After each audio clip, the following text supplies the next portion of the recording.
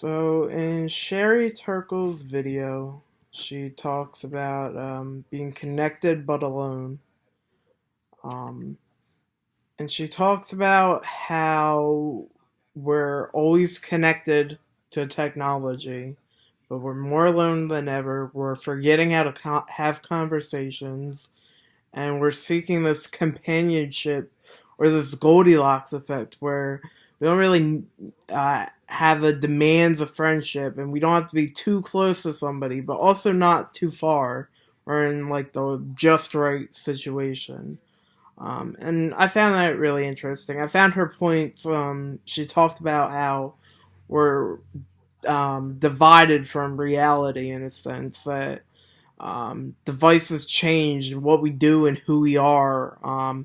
We're texting during meetings and presentations and schoolwork and family settings and everywhere. But even though we're so connected, and there's hundreds of videos that talk about how this generation seems more alone than ever. Um, and that's something I agree with. We're connected together, but we're more alone. Um, and it's something we're getting used to. Even whenever we spend time together, we're not fully spending time together anymore.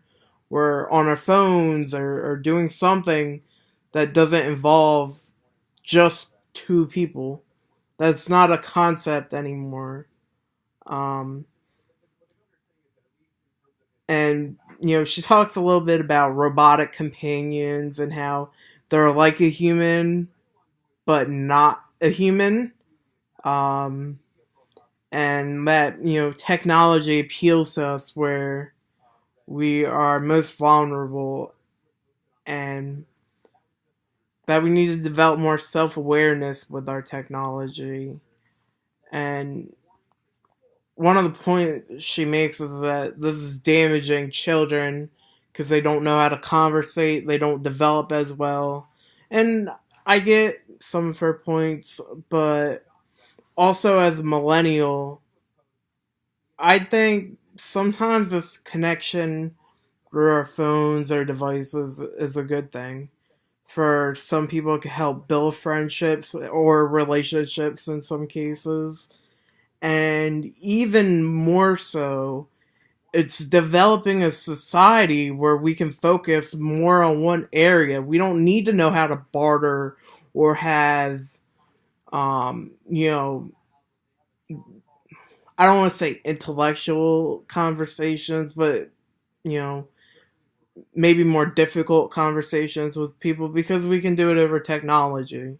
Um, and I, I think, there's benefits of it, but I mean, it really depends on who you ask. Somebody that doesn't grow up in that area, like Sherry, might see it as more of a problem. But society evolves. I mean, 200 years ago, everybody knew how to, well, maybe a little longer than that, but everybody knew how to farm. And if you didn't know how to farm, you had to know a certain craft. But we built factories where anybody could do this factory work. And I think the same thing is going on with this social aspect and this conversational aspect where we don't need to interact in person. We don't need to have these conversational skills as much as we did in the past because everything is through technology.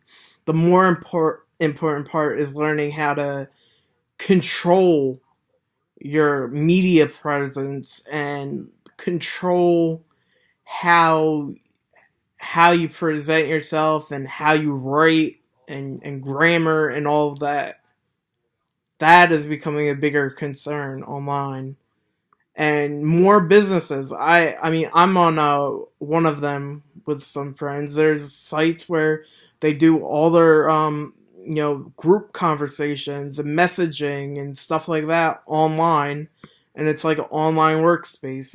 And I think that is what society's moving towards. I think to relate it to the book, some of the self-disclosure is becoming more online, and it's becoming less important. We're putting all these details and everything about us online. These online profiles are becoming who we are, and they hold all of our information. And if we feel like we need to let something out, we put it online. Um, Now, not all the time. Some people are smarter than to put horrible things or things that can damage them online, but not everybody. And I see it more and more with somebody from my generation or even younger people than I. I also think reflective appraisal is an important part of online social interactions, as we are choosing and editing how everyone sees us, which, you know, we truly can't 100% control in person. Because for the most part online, nobody's hearing your voice unless you're on like YouTube or something. But let's just take Facebook. Nobody's hearing your voice. Everybody's hearing your structured words or pictures for the most part. And everything you post or tweet or whatever is what you want other people to think of you, for the most part. Like I said, some people just post whatever. Some people don't care. But I think that relates well to the book in the sense of how uh, interactions in person, some of these concepts of friendship and relationships and conversation are relating online and in social media and other forms of media.